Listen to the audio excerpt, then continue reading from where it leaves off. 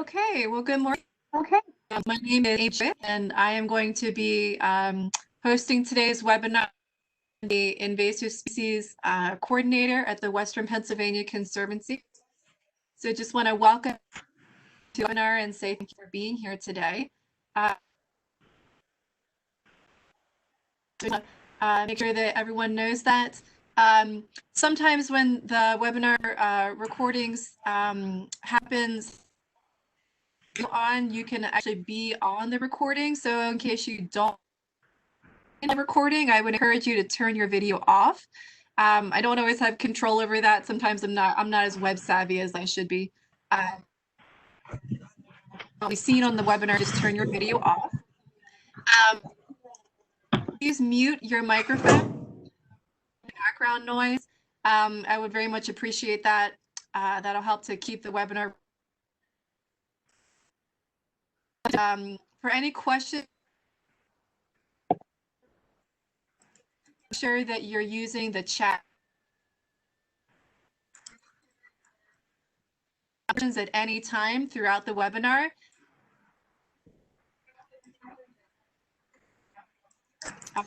So without further ado,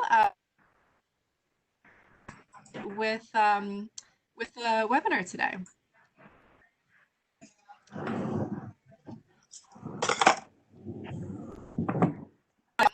Again, just make sure that you're muted, everyone, please, so we don't have. So I have a picture here of a maple tree, and you can see that there is a mark. This is actually egg sites that were chewed by an Asian longhorn beetle into this tree. And so one species that is as far as the scavenger hunt goes, and we'll be talking more about all the different species and how to survey for them.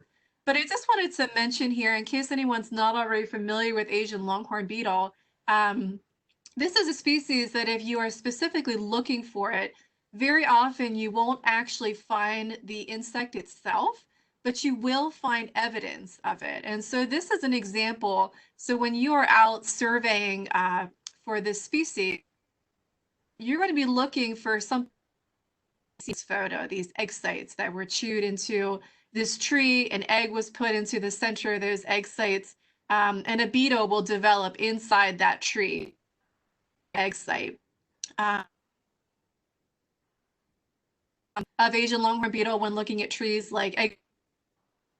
And we'll be talking more about that during today's webinar. But I just wanted to quickly mention so that you guys know what's for a particular species. So in Pennsylvania, many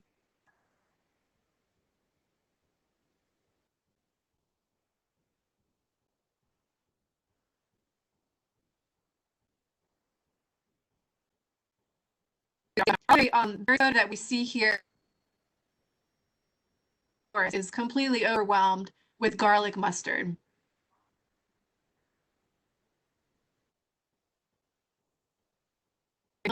These that we very often see in our natural area.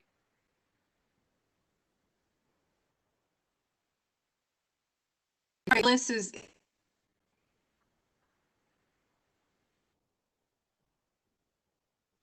basic, and that we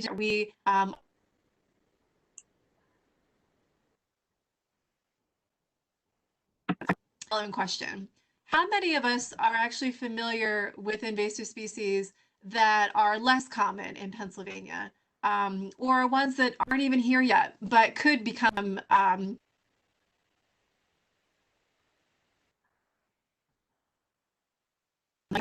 to be aware of these less common invasive species? Because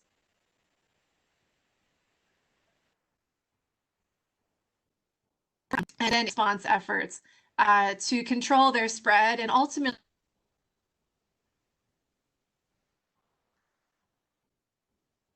invasive in our natural areas.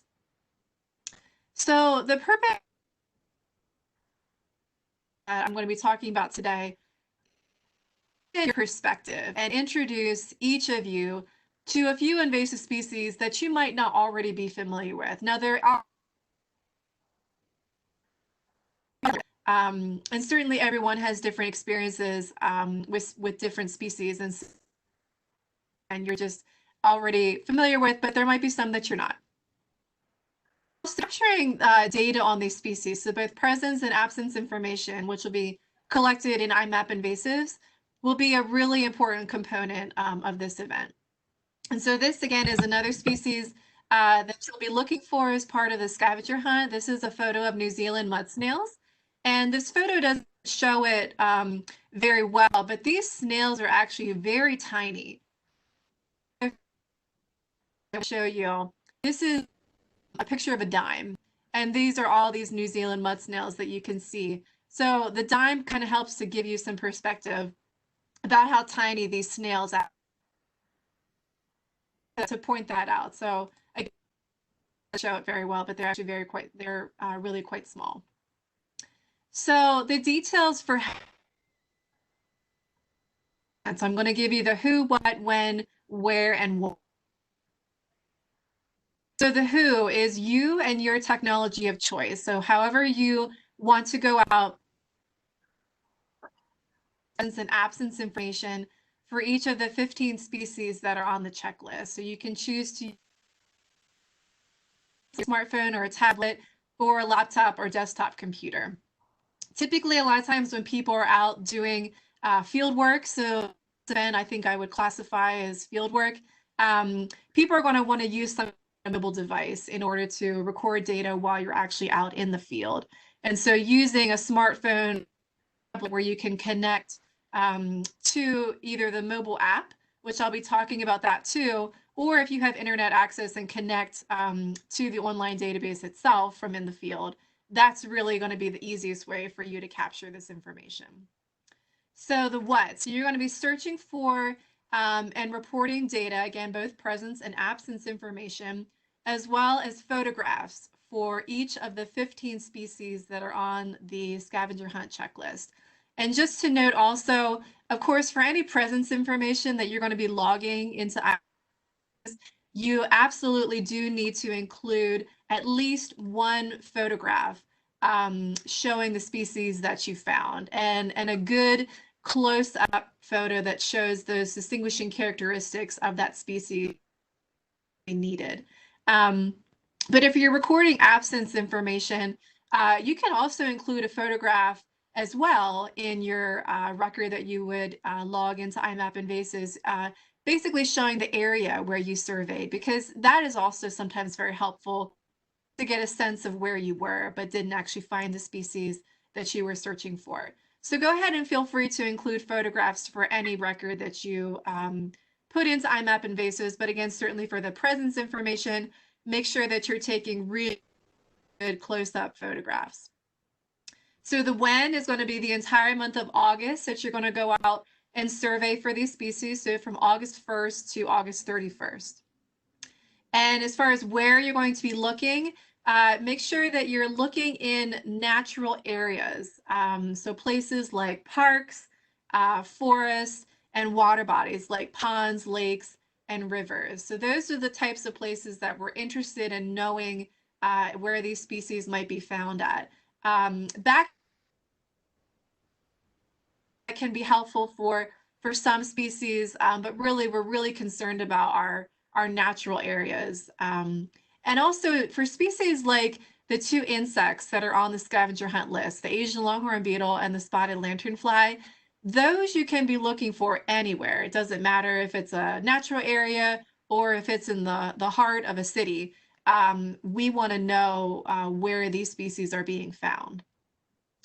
And so the why of why we are doing this scavenger hunt in the first place. So I've already talked about, raising awareness for each of you as far as your understanding of these species, knowing that they exist, and just kind of keeping them more on your radar. But also these are high priority invaders that really do have a significant negative impact on our state's native species and habitats, as well as our state's economy. So when you go out and you search for these species, find and report them to iMapInvasives, you really are assisting in very important efforts to not only document their occurrences, but ultimately to help others to know where they are located so that they can be treated and managed.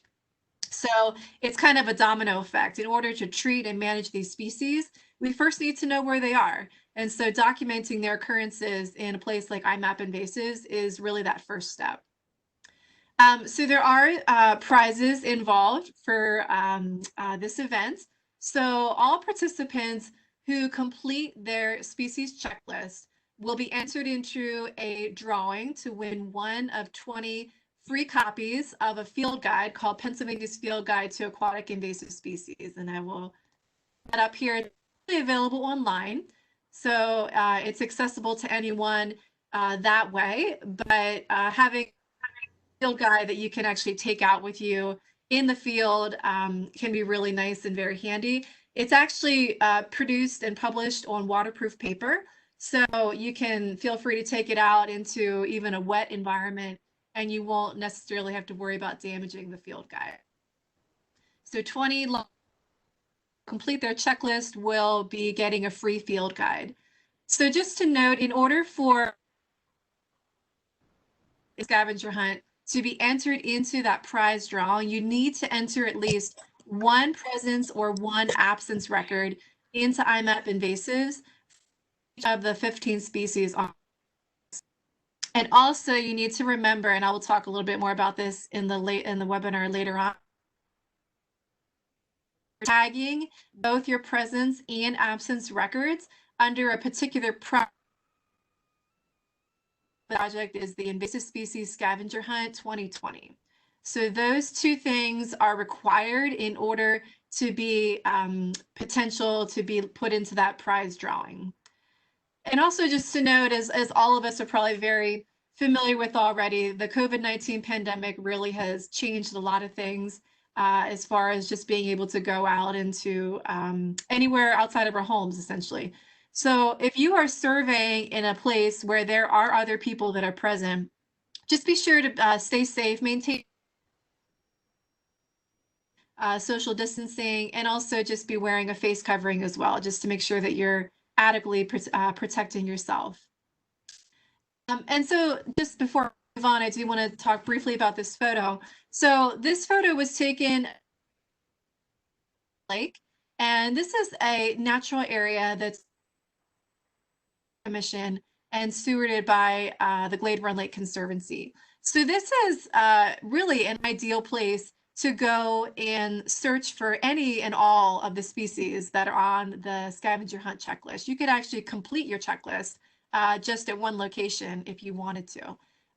But certainly feel free to go to a number of places and look for these species. And feel free to enter more than one presence or absence record per species.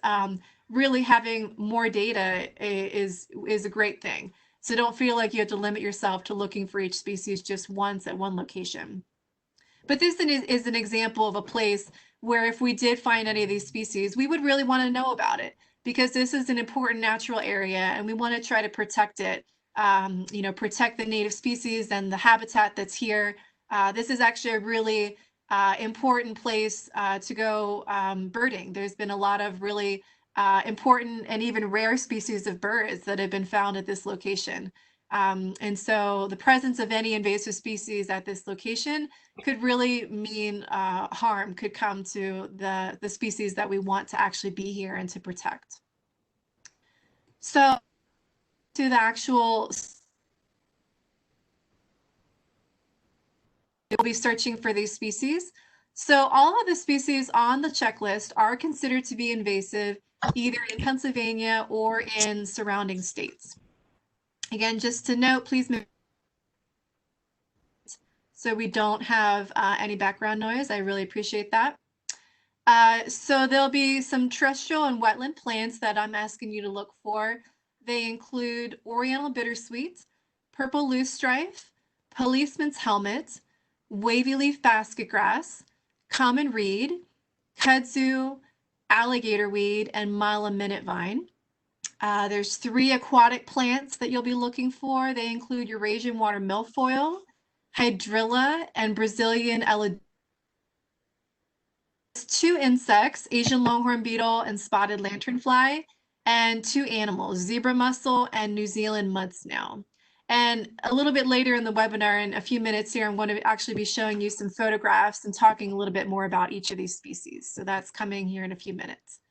But just to note, of the 15 species that are on this checklist, there are several that are considered to be noxious weeds in our state.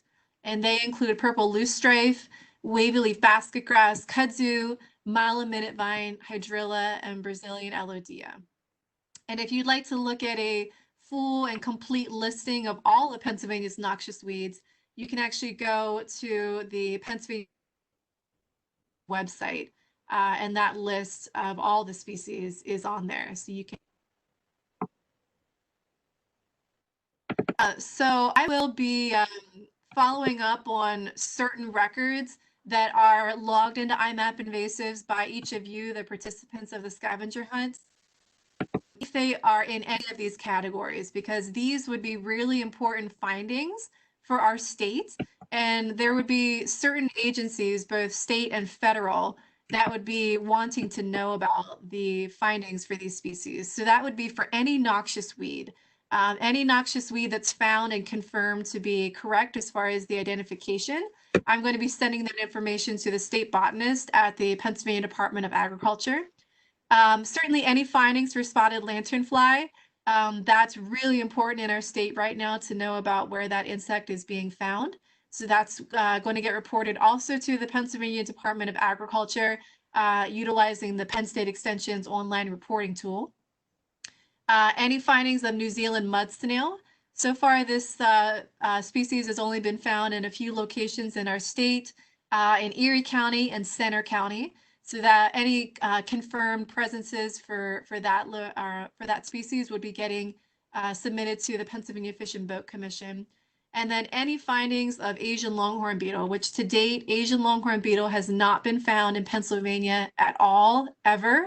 So if any findings of Asian longhorn beetle are found, whether it's the insect itself or evidence of that species, those would absolutely be getting reported to the United States Department of Agriculture, because we know if we are finding that particular species in our state. So I just want to emphasize this scavenger hunt really has a lot of importance as far as the data that could come from it, because for some of these species, it could mean the expansion of a quarantine zone. It could mean the creation of a new quarantine zone in our state. Really looking for these species is just so important to be doing all across the state, because we want to know where these species are being found. Also just want to mention, as far as follow-up information after today's training, I will be sending out an email to all of you that are on today's training, as well as anyone else who registered but wasn't able to attend. That email will include information on follow-up information on how to identify these species, those distinguishing characteristics to be looking for, as well as surveying tips. So each of these species, you're going to be looking and surveying for them a little bit differently. So you're going to look for terrestrial species a little bit differently than how you would be looking for aquatic species, and same for the insects and animals. So I'll be sending information about that simply just because I only have an hour with you today, and it would take much more than an hour to go through all of that information. So that will be sent out via email. And also something else to be aware of, a lot of times species will very often have lookalikes that you can potentially confuse one species with another. And that's true for some of the species on our checklist. And so I'll be sending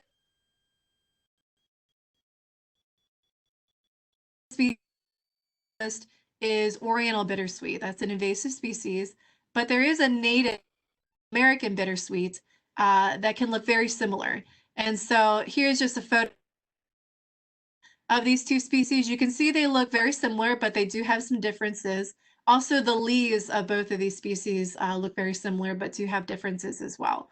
So again, it's just really important to just be aware that there are species that can be confused, and just knowing how to easily distinguish them just by looking at different traits of each plant. And I do just want to briefly mention the value of the iMapInvasives program, and how it's really going to be helpful as far as hosting an event like this, where we can track information on these species and then share it out with others, because this is a publicly available database. So for any data that gets submitted either from the scavenger hunt or from data that's already in iMapInvasives, can go in and query that database and see where any of these 15 species have already been reported, if at all. Also, we can know the precise observation dates when something was found, and we can know the observer name and their affiliated organization. So if we wanted to follow up on a particular finding, that's very easy to do. All that information is already being stored in the database, and it's very easily accessible.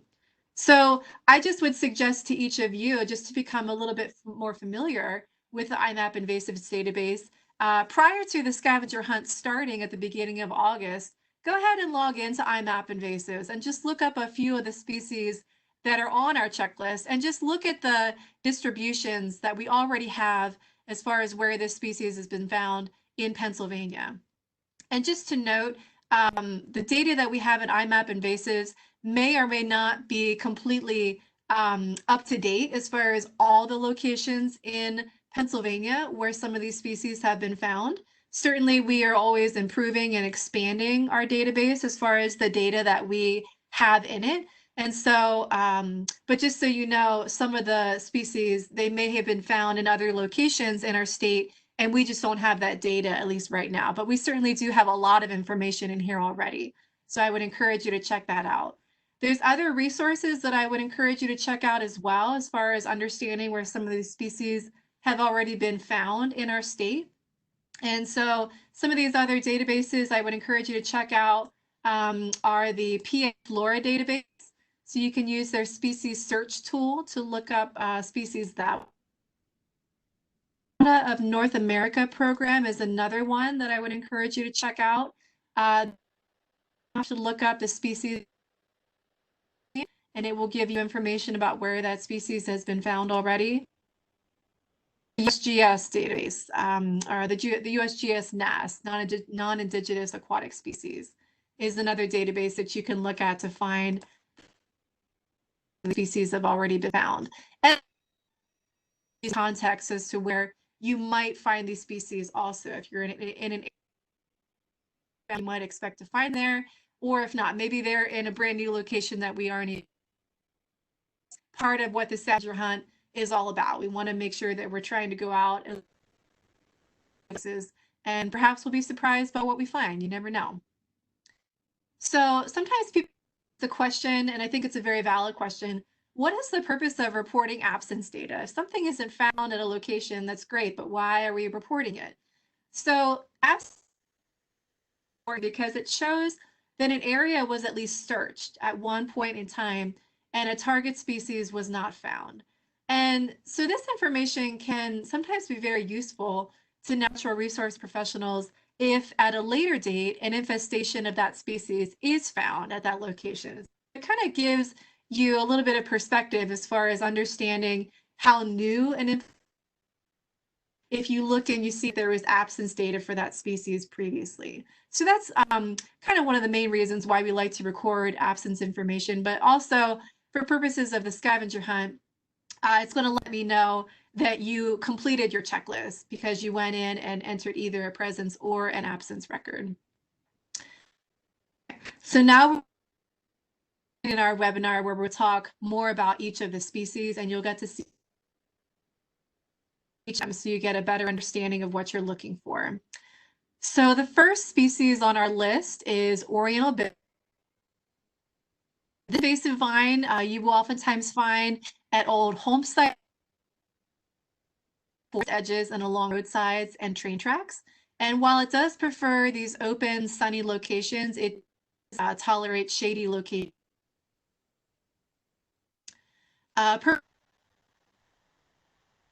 It prefers to be in open wetlands and is capable of invading freshwater wet meadows, tidal and non-tidal marshes, river and stream banks, pond edges, reservoirs, and ditches. It is a hardy plant, and it is known to be able to tolerate a range of soil pHs as well as drought. This is helmet. This invasive wetland plant prefers to be in riparian areas including river edges, moist forests, and wet meadows. And to date, this plant has not yet been reported in Pennsylvania. So as far as we know, it's not in our state yet, but that doesn't mean it isn't here. It just means that it hasn't been reported yet. In several other places, including several Canadian provinces, the majority of New England states, and other states, including New York, Michigan, Indiana, and Minnesota.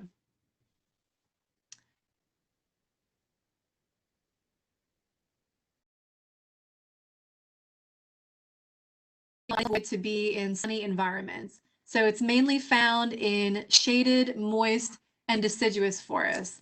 And to date, wavy leaf basset grass has only been found in York County in Pennsylvania.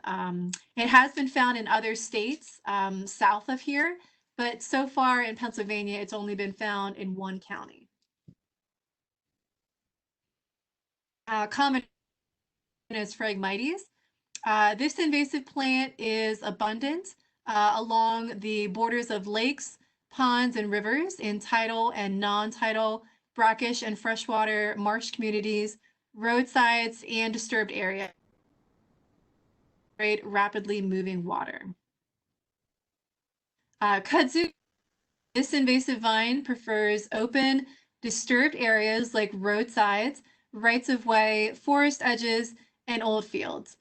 And in Pennsylvania, most kudzu invaded sites are old homesteads or industrial sites that were to prevent erosion. Invasive plant is usually found in lakes, ponds, rivers, and along shorelines. It does have the ability to grow in a variety of areas, including many terrestrial habitats. To date, this plant has not been reported in Pennsylvania, but it has been reported in almost all the southern states, as well as some Midwestern states. Colonize open and disturbed areas along the edge, stream banks, roadsides, and uncultivated open fields. It prefers extremely wet environments with poor soil structure and full sunlight, although it will tolerate shade for part of the day. Your water milfoil. This invasive aquatic plant can grow in still to flowing waters and will survive under ice. It grows best in fertile, fine-textured sediments, as well as nutrient-rich lakes with lots of sunlight. Also inhabit disturbed lake beds. In a wide variety of still and flowing waters, including freshwater lakes, impoundments, and canals, and it does tolerate a wide range of pH and light levels and is somewhat winter hardy. And our third aquatic plant is Brazilian Elodea. You can look for this invasive aquatic in lakes, ponds, sluggish rivers, and streams. It grows best in enriched, somewhat acidic lakes and prefers substrates of sand, mud, or stone. The Asian longhorn beetle, also known as ALB, is known to infest post trees, which can be found in urban, suburban, and rural settings. And just like we talked about at the beginning of this webinar, you can search for evidence of Asian longhorn on its host trees. And so that evidence could include egg sites, exit holes, and to date, the Asian longhorn beetle has not been found in Pennsylvania, but states that currently are under quarantine for this insect include Massachusetts, New York, and Ohio. Fly. This is an invasive plant hopper that's known to attack many different plant hosts, including grapes and tree of heaven, which is another invasive plant species. And currently in Pennsylvania, a total of 26 quarantine for this invasive pest. And I do just want to quickly show you a link to that or the quarantine zone in our. So that's what that looks like. So the aquatic mussel can be found in lakes, rivers, reservoirs, and quarries, and it will typically attach to hard surfaces such as rocks, wood, concrete, steel, and even other organisms like native mussels and crayfish. And just to note, when it does attach to these other living organisms, it will generally attach in bulk. So there'll be a lot of zebra mussels on some of these things. And because it does that, it will generally kill that native organism, which is really sad. So just so you know, it actually does that as well. And the last on our checklist is the New Zealand mud snail. This tiny invasive mud snail is known to inhabit freshwater ponds, streams, rivers, lagoons, lakes, ditches, and reservoirs. And it has a wide range of tolerances for substrate, temperature, and salinity, and can survive in brackish water. And as far as the locations of where this species has been reported in Pennsylvania so far, it's only been found, I believe, in Erie County and in Center County, as I mentioned previously. So it is definitely not widespread yet as far as we know, but again, another species to be looking for. Checklist, again, I'll be following up with everyone later today with information about how to identify these species, some of the distinction survey for them. So now let's delve into the event. I'm going to talk about how to request. So for anyone who wants to participate in the scavenger hunt, in the form to the database, you will need your own unique registration. So just keep that in mind. Don't use someone else's account. Make sure that you're requesting for and using your own account. So in order to request your own account, you'll have to go to either imapinvasives.org. This is the homepage of iMapInvasives.org. Or you can also go to PAIMapInvasives.org, which is the Pennsylvania specific website regarding IMAP. So go to either of those pages. Either page, there's a login button that you can click on. And so I'll actually just show you right here from the Pennsylvania IMAP website. If I click on that login button at the top, it will take me to a web page where there is a form that you can fill out and sign up for your account. It looks like it might be a little slow right now, so let's see if it goes there. All right, it might just be a little bit slow on my end right now, but there is once you fill it out with all your information, you'll get an email. Just your email address is what that form looks like that you'll fill out. And once you confirm your email address, you'll be good to go as far as having a registered account at that time. Okay, and next thing that you'll need to do when request to join the Invasive Species Scavenger Hunt 20. Again, if you want to participate in the scavenger hunt, you will need to be a member of both your presence and absence records that you log in iMapInvasives. And so part of this project, very easy. All you need to do is log into iMapInvasives, again, login credentials, and click on the menu that's in the upper left corner of the screen. So right here is that menu that you're going to be looking for, and choose projects in that menu. So right here. And then once you're in the project screen, just type in the name of Invasive Species Scavenger Hunt 2020. And then once the project name appears, you want to click on it. And then in the Invasive 2020 project profile, there's a hyperlink in the upper right corner of the screen that says request to join project. And that hyperlink is right here. This is what you'll be looking for, and that's what you're going to click, that you want to actually then join that project. So once you do that, your will be submitted to me, and I will approve it as soon as I am able. And then once it's approved, I will send you an email notification letting you know that you are now a member of that project, and you can go ahead and start tagging your records under that project. So this is something you want to do probably sooner rather than later, so that when August comes around, you're already ready to go and you've already got that project set up in your user profile. Okay. How to actually enter data into iMapInvasives. So some of you on the webinar today familiar with what I'm going to talk about here. So this will be a nice refresher for you. Anyone on the training today that isn't already familiar with iMapInvasives, pay close attention. This is going to be a training that you'll know how to use these tools in order to enter your data.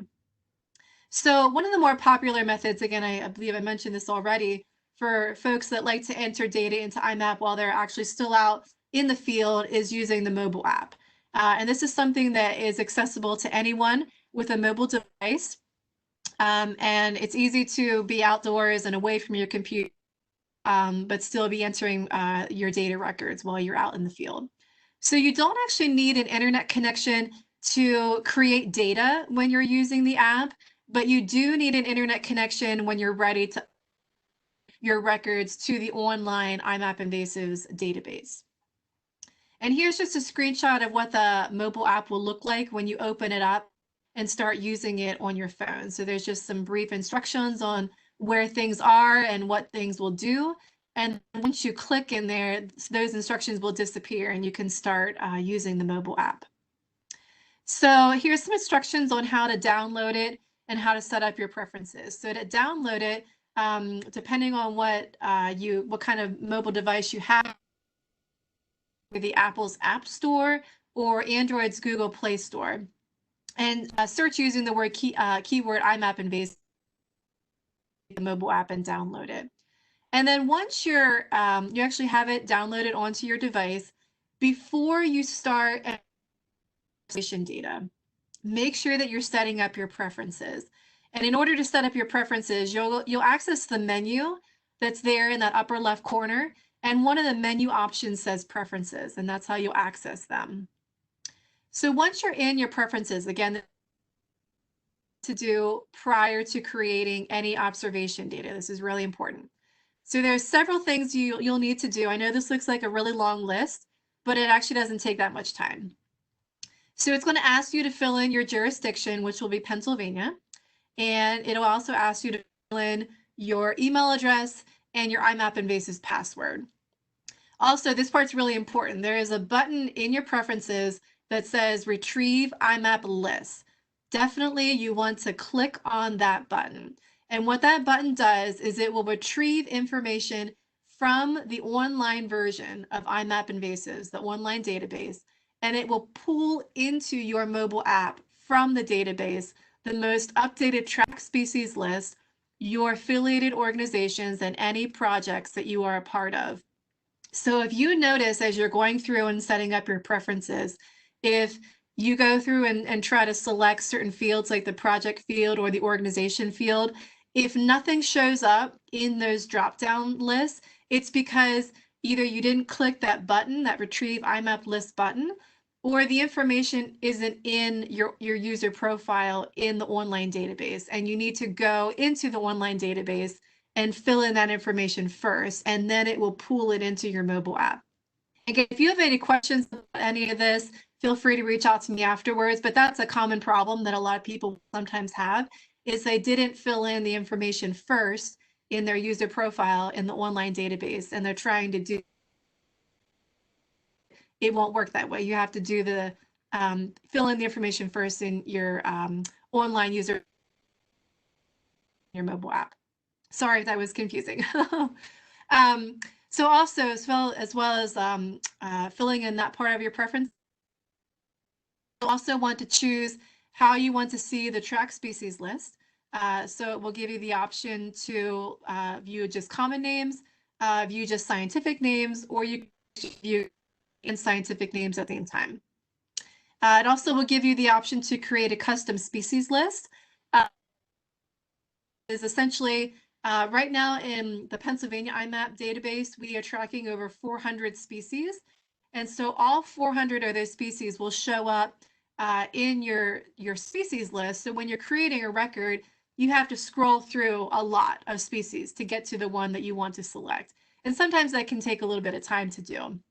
So basically, in order to maybe speed up that process a little bit, you can just go in and select only a few species that you're interested in. And actually, for this scavenger hunt is a really good reason why you might want to use the custom list. You can go in and just select the 15 species that are on our checklist. And then when you're going through and entering data, only 15 species will show up.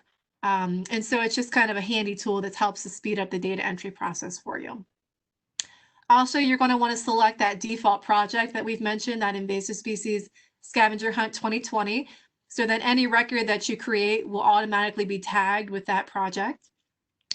Make sure that you're filling in your affiliated organization. If you don't have one, choose to be citizen scientist organization in iMapInvasives. This is not necessarily, the Pennsylvania Citizen Scientists is not a real organization per se, but it's an organization that we created so that anyone, no matter if you're affiliated with an organization or not, can belong to at least one organization in iMapInvasives. And that has implications as far as how your data is able to be confirmed in the database. So it's really important for every user of IMAP to be affiliated with at least one organization. So that's why I'm asking you, if you don't already belong to an organization, just go ahead and select to be part of the Pennsylvania Citizen Scientists. And again, make sure that when you're filling in that information in your mobile app, that has already been done in your user profile in the online version of IMAP. And then there are just a few other things that we'll ask you to fill out, including the picture quality, if you want to save your photos to your device's library or not, and also what the base map view will look like. So once you're finished filling in all of that information, there is a save button that you can click and save all of your preferences that you just filled in.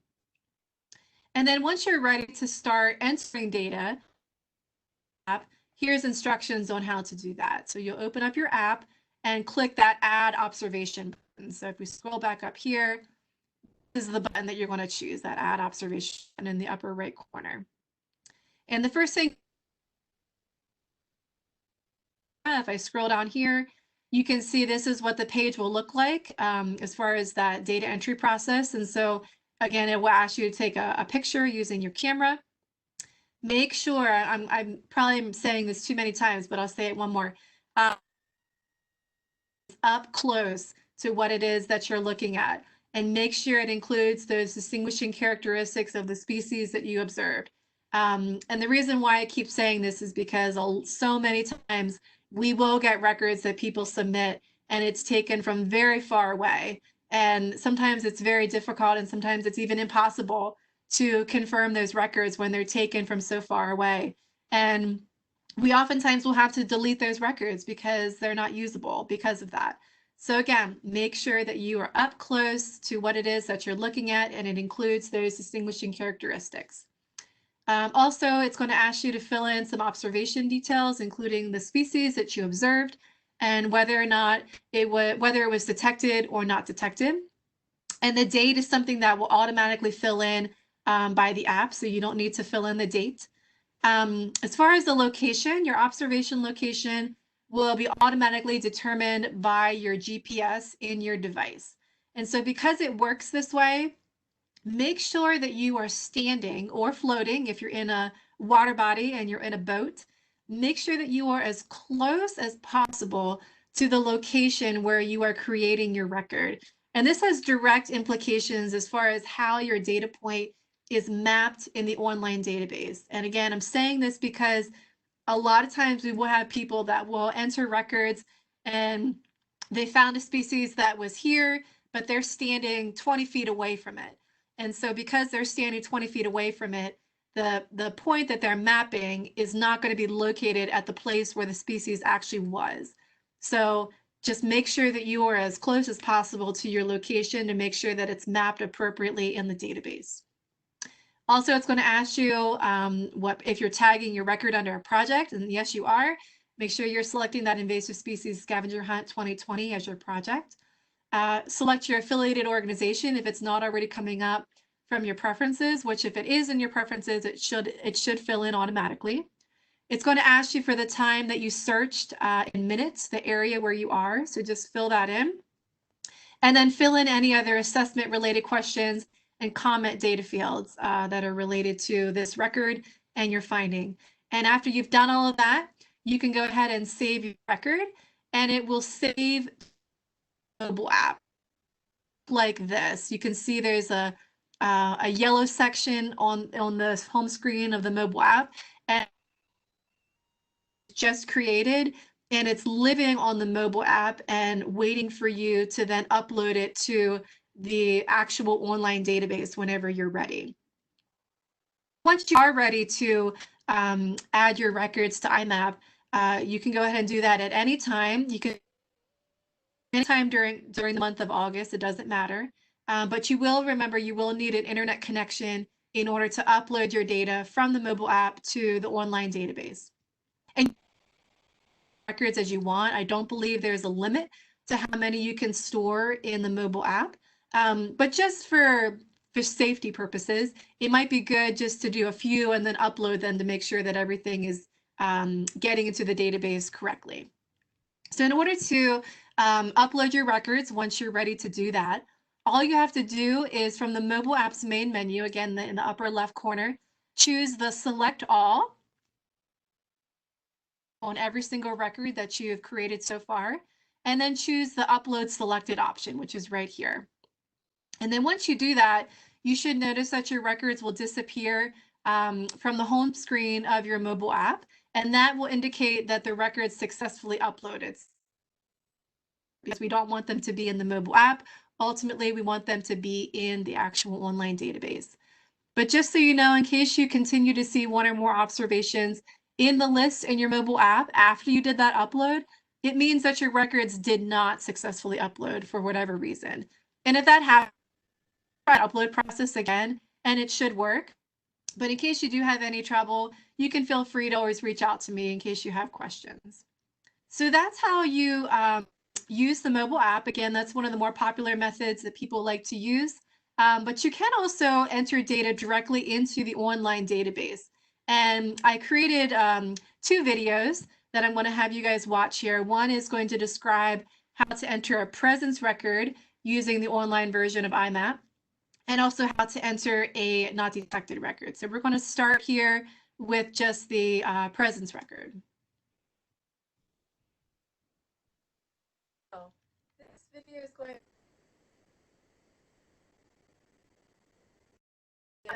so we're iMapInvasives website, and I'm going to choose the login button up here at the top in order to access the online database. But I first need to enter my iMapInvasives login credentials. So I'm going to do that first. Okay, and I'm going to choose that login button to go ahead and log in. And the page loads here, I am now in the online database, and I can go ahead and start the data entry process. So I'm going to choose the button up here at the top that says Create Record, and I'm going to choose Presence.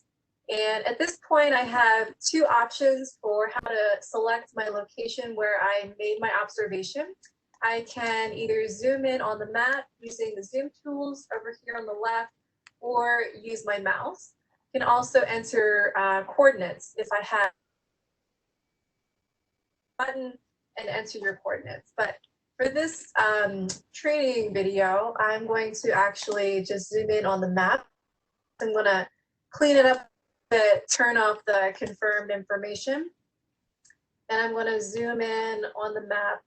I'm actually going to go here to State College and zoom in a little bit closer on Buffalo Run here. And I'm going to select a place where I want to map my points. Again, this is just representing real data. But all I have to do at this point, once I'm here at the location, is to click my mouse and drop a point. Now it's going to give me the option to either redraw if I mapped it incorrectly, or I can also, if the point is mapped correctly, I can draw a buffer. So I actually would like to create a buffer. I'm going to create a 15-meter buffer, and that's going to be in meters. It also gives you options to create your buffer in feet, yards, miles, and kilometers as well. So I'm going to say accept that buffer and go on to the next step. And here it's going to ask me what species I observe. You can actually enter either the common name or the scientific name. I observe Kudzu, so I'm going to select that species here. You can select more than one in case you observe multiple species at this location. It's going to fill in the name of the observer as you automatically, as well as today's date. And for purposes of this particular training video, as far as its relationship to the scavenger hunt, make sure that you are tagging all of your information that you are entering into iMapInvasives and tagging it under this project name, Invasive Species Scavenger Hunt 2020. And then as you scroll down, it's going to ask you to add a photo. So go ahead and navigate to wherever you have your photos saved on your computer and select that, and then go ahead and add a photo credit so we know who took that picture. And I would also encourage you, if you can, to add multiple pictures here. It's really important to show different angles of the plant or other species that you observed. And also it's really important for your photos to be nice and close to the species. Make sure that they show good distinguishing characteristics of that plant, animal, or insect, because if they don't, it's going to be really hard in order to confirm your record in the database. So make sure that you're taking pictures that are really nice and close up, and also very crisp and clean. The pictures aren't blurry. Then it's going to ask you for the number found. So if you know the number of plants that were found at that location for the species you observed, you can fill that in. I'm going to leave that blank for this training video. You can also fill in the percent cover. So you can choose from the options here in the drop-down list, or you can also use the slider bar here to select your percent cover. And then it's also going to ask you for distribution information. So if you know what the distribution was, you can choose that here from this list. I'm going to choose the sparse option. And then any other comments that you might want to add, feel free to add those in here as well that might be relevant to your observation record. There's also the option to add some advanced details as well. So there's evaluation type. Those are some of the options that are available for evaluation type. There's follow-up information in case this is a record that needs to be followed up on. The impact of the invasive species, so you can note something like, for example, this is the Kudzu finding. You could talk about how maybe some of the native species in the area are being overwhelmed. Perhaps some of the trees are starting to fall down because of the weight of the vines. So you can select or you can enter in that kind of information here. Also, if you collected a specimen and deposited it at a museum or a herbarium, you could enter some repository information here as well. There's also information you can fill in as you scroll down related to biocontrols, phenologies, and the age of woody plants, and whether this was an intentional planting or not. So there's definitely a lot of fields you can fill in here. Fill in only the ones that are appropriate for you. These are not required fields. And then when you're ready, go ahead and go to the next screen. And this is just going to be a summary of all the data that you just entered. So it's going to show you that photo that you took of the species that you found at this location. It's going to include that photo credit and any other information that you entered. And so for this particular record, I entered information on the percent cover and the distribution, as well as the tagged project. If anything is incorrect or any data is missing, all you have to do is choose this back button to go back into the data entry process and edit where needed. But everything looks good here, so I'm going to go ahead and choose that complete button. And now my record is saved in the database, and it's going to give me 2 identification numbers here that are related to this record that I just added. And so the first one is going to be a searched area record. This is a record that is auto-generated by iMapInvasives. Every presence, not detected, and treatment record that gets entered into iMapInvasives has a searched area record that is affiliated with it. So I'll click on that record ID number here so we can pull up a searched area record so you can see what is included in it. So we have information here about who the record was created by. Here's a map where we just made that sighting. But in addition to my presence record, you could also add other record types to the searched area as well. And there's also a whole lot of details that you can fill in here. All you'd have to do is click this edit button at the top, and all these fields now become editable to you. So you can make changes to any of these fields. But if we go back out here and we choose the identification number for our presence record, we can now see just that basic information that we just entered for this Kudzu finding. Again, this was just for training purposes. This finding for Kudzu is not representing real data. And so again, here is our map showing the location where we made our finding. And if we scroll down a little bit, we can actually see some of the geographical information that's listed here as well. And then we also, of course, have our observation photo. We can click on that. It'll be a little bit bigger so we can see that better. Also, our record here is listed as unconfirmed. And that's because anytime a record is just entered into iMapInvasives, it will remain unconfirmed until an expert or one of the iMapInvasives administrators is able to review that record, review the photograph in the record and your map location to make sure that everything is correct, and then your record will be confirmed. Also, the infested area here is auto-generated by iMapInvasives based on that buffer that we included with our points. And also that information I entered for the distribution of the species, the percent cover, and the tagged project.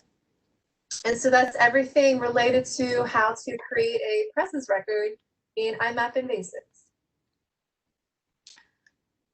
Okay, so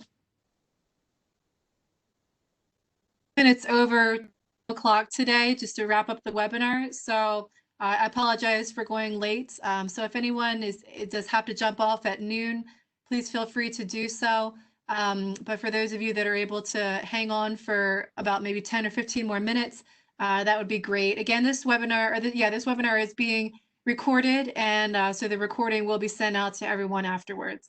But this next video is going to show you how to enter a not detected record into the online version of iMapInvasives.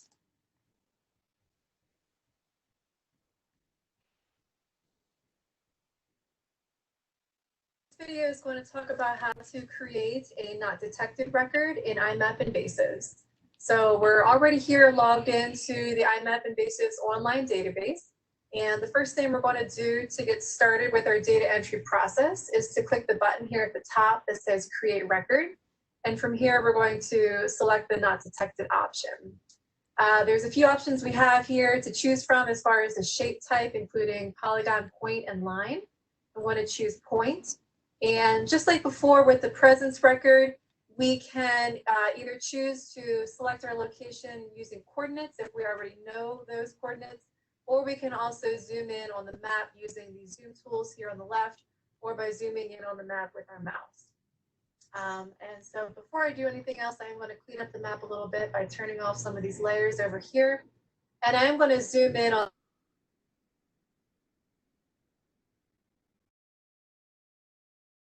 the area and to turn off some of these layers that are turning on, just to keep the map a little bit cleaner. And also keep in mind you can change your base map of your map. So if I choose that aerial imagery, which I think is helpful in selecting the location a little bit better if you're zooming in this way. So once I'm ready to select my location, all I have to do is click my mouse and drop a point on the map. If you did want to remap that location to a different place, it also gives you the option to create a buffer around that point. So I'm actually going to create a 10-meter buffer to say that I looked at that spot and then some of the area surrounding it. And I will accept that buffer.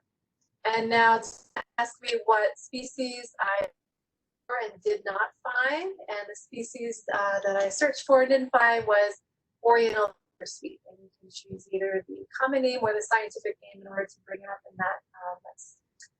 It's going to ask you for the time searched.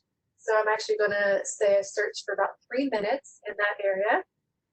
iMapInvasives is going to default the observer name and the date, so all that information is correct. I don't have to change it. And then for purposes of this particular training video, I want to make sure that I am selecting the Invasive Species Scavenger Hunt project to make sure that my data is tagged to that project. And just to mention really quick, the information that I'm adding as far as this particular record in iMapInvasives is not for training purposes. So down here in the next section of the data entry process, it's going to ask me to add a photo.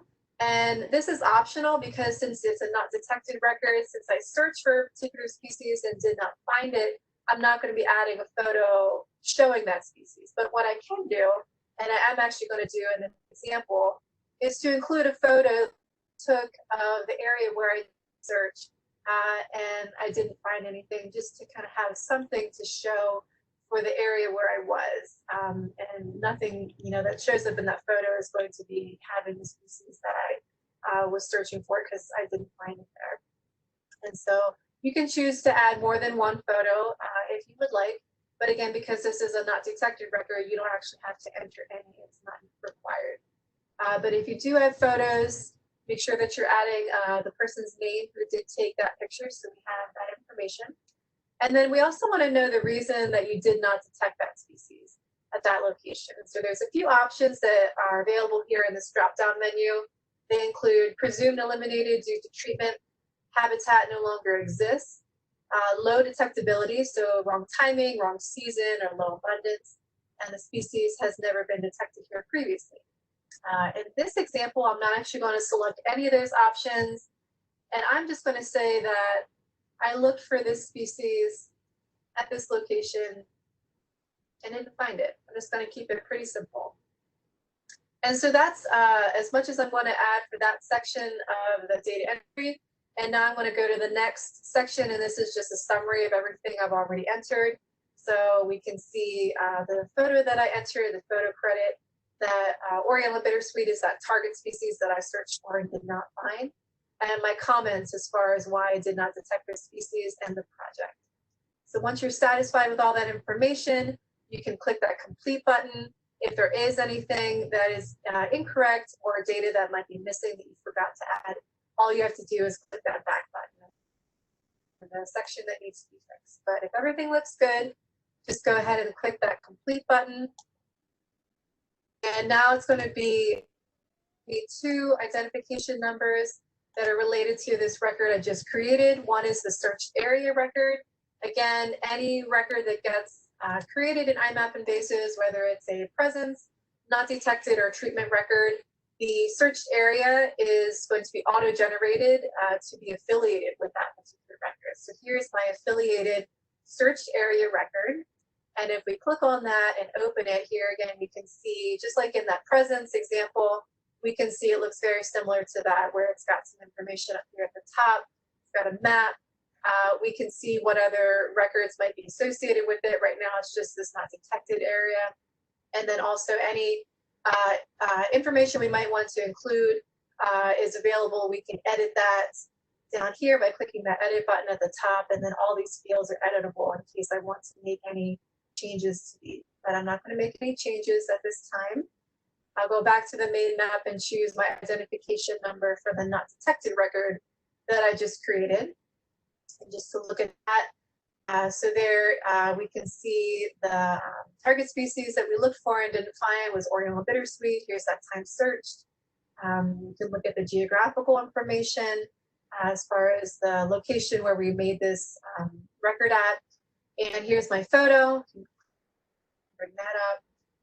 And all the information that we entered as far as this record, as far as the comments for why we did not detect it and the project. And that's everything you need to know as far as how to create a not detected record. And Okay. That is, those are our two videos that I wanted to show you today as part of training. And this is our last section that we're going to talk about as far as today's webinar. So just hang in here for a few more minutes. So once the scavenger hunt is over and all of the data that each of you as the participants in the scavenger hunt, once all of that data is entered into iMapInvasives, I will be creating a data analysis of all of this information. And that information is going to be inclusive of maps that show all the data that was collected from this scavenger hunt. And that's going to include all of the presence and all of the absence information. Counts for all of the confirmed presence records for each of the 15 species on the checklist. And so when I say confirmed, it means it was reviewed by an expert, and the expert agreed that yes, this is the species that the observer is saying that it is. Also, counties where any of the 15 species are newly found in the state. So in other words, if Oriental Bittersweet wasn't found in McKean County yet, that's just hypothetical. I'm not sure if that's the case or not. But say it wasn't found in McKean County and then someone from the scavenger hunt did find it there, that would be listed as one of the places where this species was newly found. And then any other notable findings that might come from this. So that will be compiled.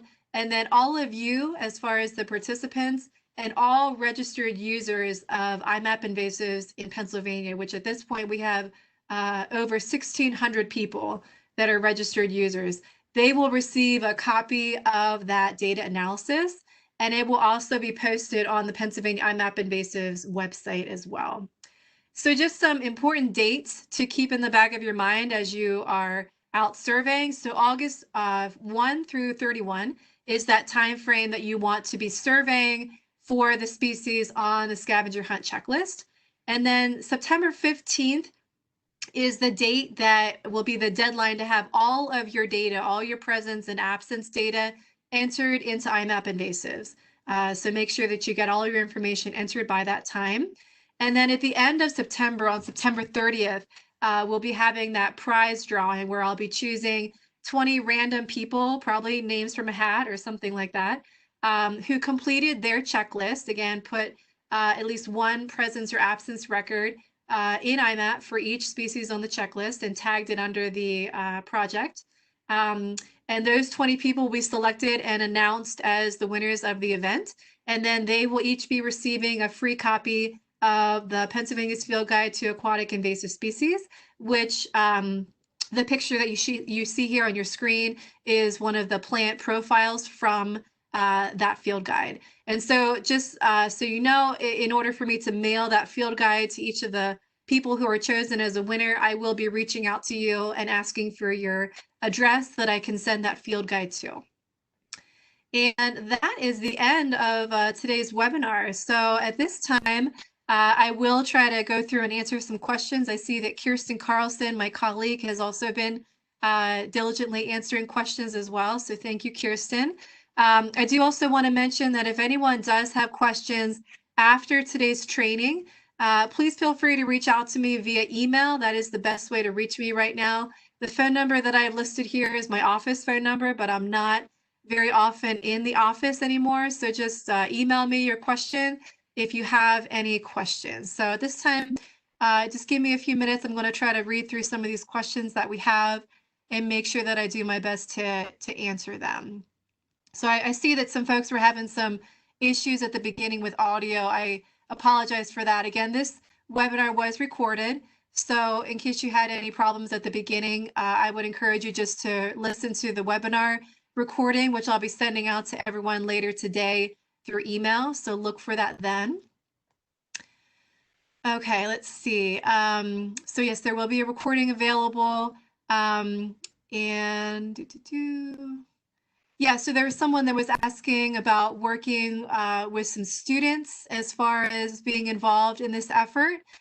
So yes, that is something that I would certainly encourage folks to do, even if you didn't, if folks weren't on today's webinar, but you know of others that might be interested in participating in this event.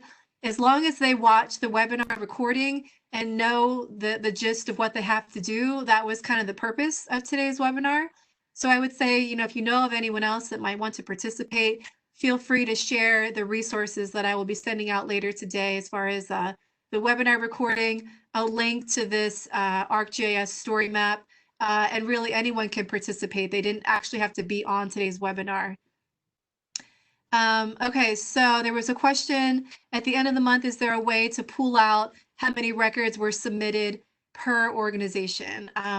And Kirsten did answer that if you're an organizational admin, you should be able to do that.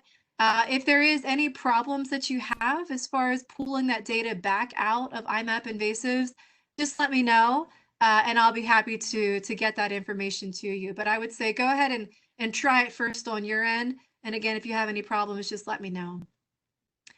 Okay, so someone asked about they're starting a project on a piece of land, and it's not necessarily a public natural area, but it is the goal to make it natural native again. Is it appropriate to document invasives on this property? I would say that if it's a private property, just be in touch with the landowner to make sure that it's okay to record data in iMapInvasives, because iMapInvasives is a publicly available database, so anyone can go in and look at the data that is recorded there. So as long as you have permission from the landowner to record data in our database, I would say it's fine to record data anywhere. Again, I would just encourage you to go to our natural areas and record what you find there, but an area doesn't have to be natural in order for you to go in and record data there. But that's certainly the goal of this, is to really find what's inhabiting our natural areas. Okay, let's see. There's another question. Are you only able to send in multiple photos on the desktop, or is there a way to do this on the mobile app as well? Great question.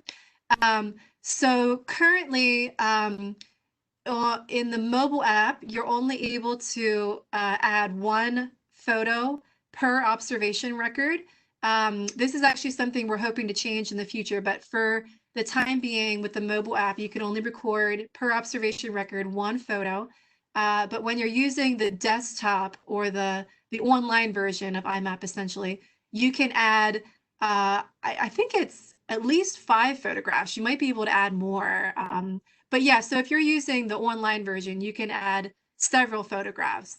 And yeah, so unfortunately with the mobile app, that is one drawback to it right now, but we are hoping to change that in the future. Someone asked about, will this presentation be made available after today? Yes, it will be. I'll be following up via email with a webinar recording. So someone asked, do all of the species in the scavenger hunt have a seasonality? That means we can expect to find them in August. And are there any that will not be either in their adult form or flowering? So I believe when I did research on that species list beforehand several months ago, all of these species should be out, that you will be able to at least see them in one way or another. Whether they're flowering or not, I don't know the answer to that question per se, but you should see at least the leaves. You should see some part of the plant that you would be able to distinguish it and be able to know that that's what it is. And again, after today's training, I will be following up via email with more information about what to look for as far as surveying for these species. Let's see.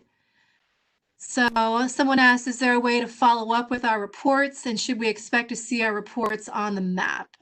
So once you log your data into iMapInvasives, either through the mobile app or through the online database itself, you can go in and query for your data at any time. There are tools, I believe the name of the button at the top of the screen, it says filter records. And if you click that button, you can search for all of your records. And you can also see your records at any time. Once they are confirmed, you'll be able to see them. The symbology will be a little bit different if it's confirmed or unconfirmed. All that information is available in the legend in IMAP, so you know how to differentiate the data. Again, if there's any questions about that, feel free to follow up with me afterwards. Let's see. Someone asked if I upload data using the mobile app, can I edit and add more details later with the online version of iMapInvasives? The answer to that is yes. As long as your data is marked as unconfirmed, you will be able to go in and edit it in the actual online database. So once it's uploaded from your mobile app, you won't be able to access it from your mobile app. But as long as it's in the iMapInvasives database and it's unconfirmed, you'll be able to go in and edit it. Once it's confirmed, then you would not be able to go in and edit it, and you'd have to reach out to me and let me know why it would need to be edited at that point. Okay, so someone said they received an error message after clicking, hold on a second, I lost my place. Here we go.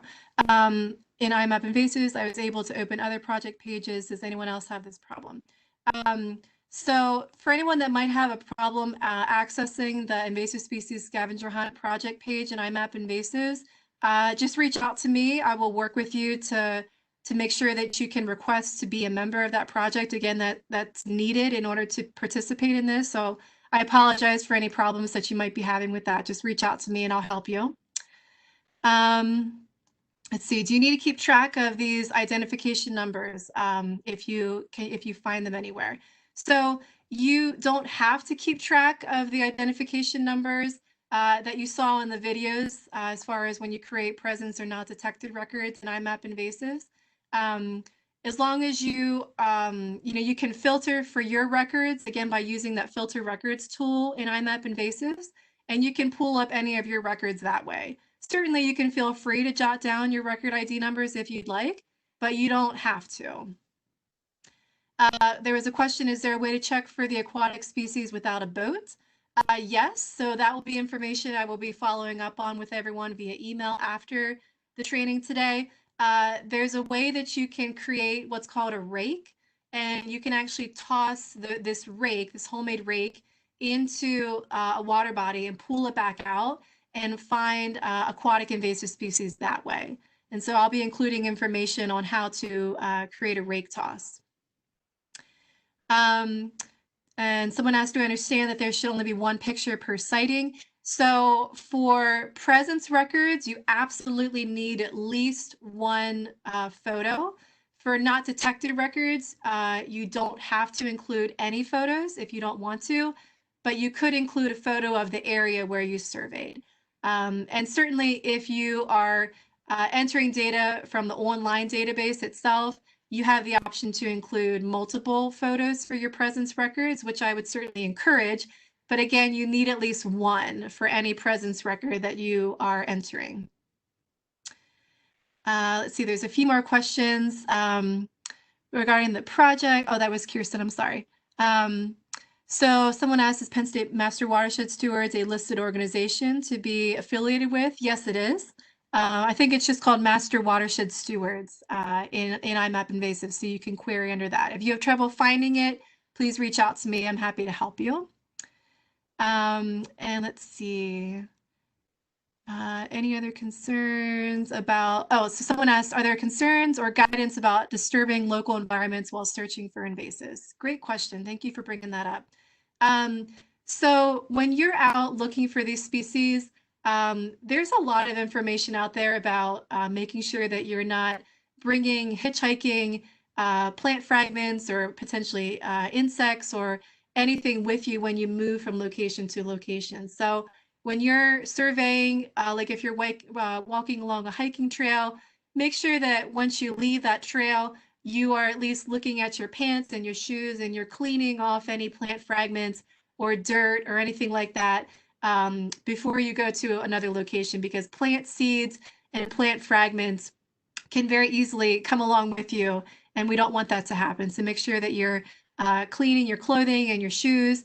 If you're in a boat and you are surveying that way, prior to leaving a water body and maybe going to another one, just make sure that you're checking your boat and any other gear that you might have, cleaning off any plant fragments. And I know that they do recommend actually waiting a few days between going from one water body to another to make sure that whatever might be on your boat would definitely dry out and not be transported to another location. So essentially just be very mindful of what you might be taking with you that you are not always aware of. So just be cleaning as much of you and your equipment and gear as you can.